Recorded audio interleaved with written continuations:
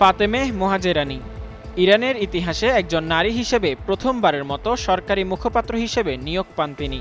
১৯৭০ সালে ইরানের মার্কাজি প্রদেশের আরাক শহরে জন্মগ্রহণ করেন ফাতেমেহ মোহাজেরানি। ছোটবেলা থেকেই তিনি ছিলেন অত্যন্ত সাহসী ও বুদ্ধিমতী নারী। তিনি যুক্তরাজ্যের অন্তর্গত স্কটল্যান্ডের রাজধানী এডিনবার্গে অবস্থিত হেরিওট ওয়ার্ড ইউনিভার্সিটিতে ব্যবসায় প্রশাসনে ডক্টরেট ডিগ্রি অর্জন করেছেন।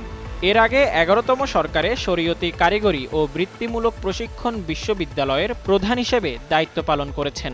এরপর ২০১৭ সালে তৎকালীন শিক্ষামন্ত্রী ফাতেমেহ মোহাজারিনিকে সেন্টার ফর ব্রিলিয়ান্ট ট্যালেন্টসের প্রধান মনোনীত করেছিলেন এবং শিক্ষা মন্ত্রণালয়ের অন্যান্য পদেও তিনি দায়িত্ব পালন করেছেন।